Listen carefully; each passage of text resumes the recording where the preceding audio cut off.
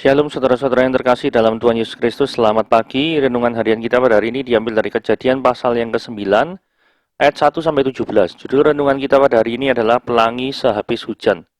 Kemunculan pelangi sehabis hujan mengingatkan kita pada janji Tuhan yang pernah diucapkannya pada Nuh.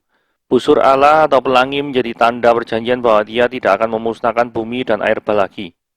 Tetapi penampakan pelangi di langit Grand Forks, North Dakota di bulan April 1997 justru menyajikan peristiwa sebaliknya.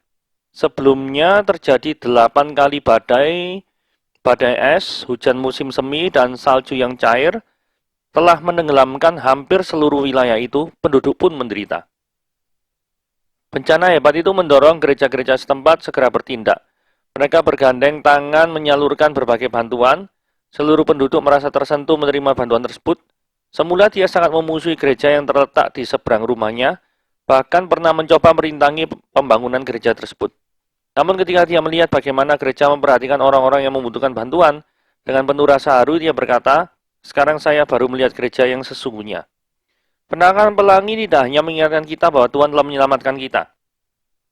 Kehadiran pelangi juga dapat dimaknai bahwa sesungguhnya di sekitar kita masih banyak begitu orang yang tidak mengenal Tuhan dan berjalan dalam kebinasaan. Dan ini adalah bencana yang terbesar. Bencana hebat ini tentunya mendorong gereja untuk tidak menyembunyikan diri di balik kemegahan bangunan gereja. Kiranya melalui kebaikan dan kemurahan hati kita dapat menjadi jalan bagi orang-orang untuk melihat dan menikmati janji keselamatan dari Tuhan. Pelangi pun ditunjukkan untuk mendorong gerejanya agar membanjiri dunia dengan kebaikan. Oke, sekarang kita melihat ya. Apakah janji Tuhan tidak menghukum manusia dengan air bah? Lagi, itu merupakan bentuk dari sifat Allah yang Maha Kasih. Maksudnya gini ya, apakah ketika Allah berjanji ya pada manusia, lebih tepatnya kepada Nuh, bahwa aku tidak akan menurunkan air bah lagi, itu menunjukkan bahwa Allah itu tidak menghukum dosa sama sekali? Mari kita lihat nanti ya, jawabannya seperti apa. Nah, sebelumnya kita harus memahami peristiwa Kejadian pasal yang ke-9 ayat 1-17. Mari kita baca ayatnya. Lalu Allah memberkati Nuh dan anak-anaknya serta berfirman kepada mereka, beranak cuculah dan bertambah banyaklah serta penuhilah bumi. Akan takut dan akan gentar kepadamu segala binatang di bumi dan segala burung di udara, segala yang bergerak di bumi dan segala ikan di laut. Ke dalam tanganmu lah semuanya itu diserahkan. Segala yang bergerak yang hidup dan menjadi makananmu, aku telah memberikan semuanya itu kepadamu, seperti juga tumbuh-tumbuhan hijau. Hanya daging yang masih ada nyawanya, yakni darahnya, janganlah kamu makan.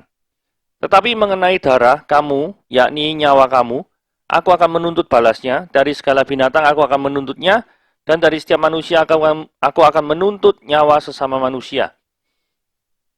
Siapa yang menumpahkan darah manusia, darahnya akan tertumpah oleh manusia. Sebab Allah membuat manusia itu menurut gambarnya sendiri. Dan kamu beranak cuculah dan bertambah banyak, sehingga tidak terbilang jumlahmu di atas bumi, ya, bertambah banyaklah di atasnya. Berfirmanlah Allah kepada Nuh dan kepada anak-anaknya yang bersama-sama dengan dia. Sesungguhnya aku akan mengadakan perjanjianku dengan kamu dan dengan keturunanmu, dan segala makhluk hidup yang bersama-sama dengan kamu. Burung-burung, ternak, dan binatang-binatang liar di bumi yang bersama-sama dengan kamu. Segala yang keluar dari bahtera itu, segala binatang di bumi. Maka aku adakan perjanjianku dengan kamu, bahwa sejak ini tidak ada lagi yang hidup yang dilenyapkan oleh air bah lagi, dan tidak akan ada lagi air bah untuk memusnahkan bumi. Dan Allah berfirman, inilah tanda perjanjian yang kuadakan antara aku dan kamu, serta segala makhluk yang hidup, yang bersama-sama dengan kamu turun-temurun untuk selama-lamanya. Busurku kutaruh di awan, supaya itu menjadi tanda perjanjian antara aku dan bumi. Apabila kemudian ku datangkan awan di atas bumi dan busur itu tampak di awan, maka aku akan mengingat perjanjianku yang telah ada antara aku dan kamu, serta segala makhluk yang hidup, segala yang bernyawa, sehingga segenap air tidak lagi menjadi air bah, untuk memusnahkan segala yang hidup. Jika busur itu ada di awan, maka aku akan melihatnya, sehingga aku mengingat perjanjianku yang kekal, antara Allah dan segala makhluk yang hidup, segala makhluk yang ada di bumi. Berfirmanlah Allah kepada Nuh, inilah tanda perjanjian yang kuadakan antara aku dan segala makhluk yang ada di bumi. Nah, kalau kita lihat ayat yang pertama ya.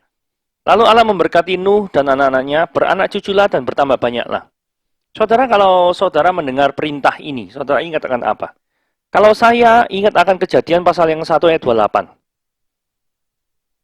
Ini persis sekali Allah berfirman kepada mereka, manusia ya, Adam dan Hawa, beranak cuculah dan bertambah banyak, penuhilah bumi. Persis sekali. Nah, pertanyaannya gini, mengapa perintah ini perlu diulangi? Karena manusia keturunan Adam melakukan apa yang jahat di mata Tuhan, sehingga Tuhan membinasakan semuanya kecuali keturunan daripada Nuh. Sehingga keturunan Nuh inilah yang menjadi cikal bakal daripada New Covenant, perjanjian yang baru dari Tuhan. Tuhan ingin memulihkan yang sudah rusak dan menggantinya dengan keturunan dari Nuh. Itu jawabannya. Berikutnya, akan takut dan gentar kepadamu segala binatang di bumi dan segala burung di udara. Saudara, ini juga merupakan ulangan perintah yang diulangi dari Kejadian pasal yang 1 ayat 28. Saudara perhatikan kalimat yang bagian kedua. Berkuasalah atas ikan-ikan di laut, burung-burung di udara, dan atas segala binatang yang merayap di bumi. Jadi ini Kejadian 1 pasal 28 itu di dalam Kejadian pasal yang ke-9 terpisah menjadi ayat 1 dan ayat 2. Jadi selain beranak cucu, tugas kedua dari keturunan Nuh adalah mengusahakan dan memelihara dari binatang-binatang yang tadinya ada di Bahtera Nuh itu. Jadi begitu ya. Oke, sekarang yang ketiga. Ayat 1 dan 2 jelas yang itu adalah ulangan daripada perintah di Kejadian pasal 1 ayat 28. Nah, kalau kita lihat ayat ketiga, ini kenapa saya highlight biru, karena menarik. Segala yang bergerak yang hidup menjadi makananmu. Aku telah memberikan semuanya itu kepadamu seperti juga tumbuh-tumbuhan hijau. Nah, ini menarik ini ya. Pada waktu zaman sebelum Nuh, itu hanya diperbolehkan makan tumbuh-tumbuhan. Vegetarian ini. Jadi zaman Adam dan Hawa ini vegetarian. Nah, ayat dasarnya ini Kejadian pasal yang ke-1 ayat 29-nya. Berfirmanlah Allah, ketika aku memberikan kepadamu segala tumbuh-tumbuhan yang berbiji di seluruh bumi, dan segala pohon-pohonan yang buahnya berbiji, itulah yang menjadi makananmu. Jadi, dari sini jelas ya, itulah yang menjadi makananmu. Apa itu? Pohon-pohonan yang buahnya berbiji. Apa yang berubah pada zaman Adam dan zaman Nuh? Maksudnya, kenapa zaman Nuh itu boleh segala yang bergerak itu boleh dimakan. Sedangkan pada zaman Adam, itu tidak boleh. Nah, yang membedakan Adam dan Nuh, itu pasti air bah. Nuh hidup setelah air bah, pada saat air bah, dan sebelum air bah. Kalau Adam hidupnya ya sebelum daripada air bah. Jadi, menurut saya yang membedakan yang berkaitan dengan alam, yaitu Adam dan Nuh itu adalah efek daripada yang ditimbulkan oleh air bah. Saya membaca ada satu scholar atau penafsir gitu ya, atau sarjana, yang mengatakan bahwa keadaan geografis pada waktu zaman Adam dan Nuh berbeda. Jadi memungkinkan sekali sebelum dari adanya air bah itu, maka manusia itu sangat mungkin di mana-mana pasti mungkin tidak ada padang pasir atau segala sesuatu yang tumbuhan yang hijau-hijau ini ready tersedia. Tapi memungkinkan sekali setelah adanya kondisi air bah, ada perubahan iklim dan lain sebagainya, sehingga hal itu tidak memungkinkan terjadi. Nah, karena halnya itu tidak memungkinkan terjadi, maka manusia kan pasti butuh makan. Nah, karena butuh makan, maka diizinkanlah untuk segala yang bergerak itu menjadi makanan manusia. Jadi ada dugaan bahwa keadaan tanah sebelum dan sesudah air bah itu ada perbedaan. Sehingga Tuhan bisa memperbolehkan manusia makan daging. Penjelasan yang jelas sekali itu memang tidak ada ya. Yang bisa kita lakukan hanya menduga-duga dari fakta-fakta yang ada. Kurang lebih seperti itu. Tetapi ini sama sekali tidak mempengaruhi doktrin kekristenan apapun. Ya. Oke, sekarang kita lihat. Ini penting ya. Nilai diri seorang manusia di mata Tuhan.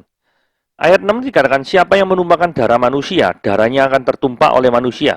Sebab Allah membuat manusia itu menurut gambarnya sendiri. Artinya tidak diperbolehkan untuk saling melakukan pembunuhan. Karena diri manusia itu berharga. Diciptakan serupa dan segambar dengan Allah. Nah, ayat 6 ini saya pernah membaca dalam sebuah artikel, merupakan salah satu dasar ayat untuk hukuman mati. Karena dikatakan siapa yang menumpahkan darah manusia, terdakwa ya misalkan ya, yang membunuh, darahnya akan tertumpah juga oleh manusia. Bisa juga pejabat atau pemerintah yang memutuskan hukuman mati. Nah, kenapa kok ini diizinkan? Sebab Allah membuat manusia itu menurut gambarnya sendiri. Jadi kalau Allah saja sangat menghargai manusia, nah, apa haknya manusia untuk mencabut nyawa sesama manusia? Kan tidak ada haknya sama sekali. Jadi jikalau kita tidak menghargai manusia, maka secara tidak langsung kita juga menghina Tuhan. Itulah sebabnya nilai diri seorang manusia di mata Tuhan itu sangat-sangat penting. Seberapa jauh kita menghargai seorang, seberapa jauh kita tidak merendahkan orang lain, seberapa jauh kita menghargai hak asasi manusia.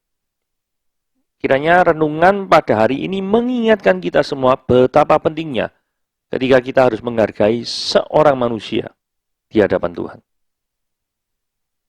Nah, ini bentuk hukuman yang berbeda. Maksudnya gini ya, maka aku adakan perjanjianku dengan kamu bahwa sejak ini tidak ada yang hidup lagi yang dilenyapkan oleh air bah, dan tidak akan ada lagi air bah untuk memusnahkan bumi.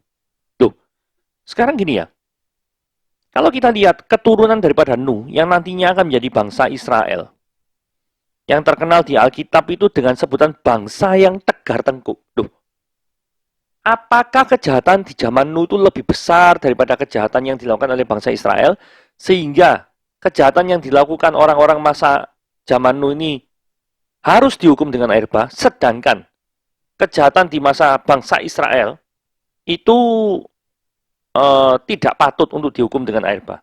Apakah demikian? Menurut saya, hukuman air bah itu memang tidak terjadi lagi.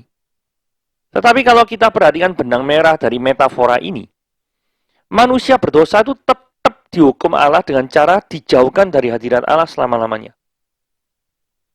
Jadi artinya, bukan berarti ketika Allah tidak menghukum manusia dengan air bah lagi itu, Allah tidak menghukum manusia dalam bentuk lain. Enggak.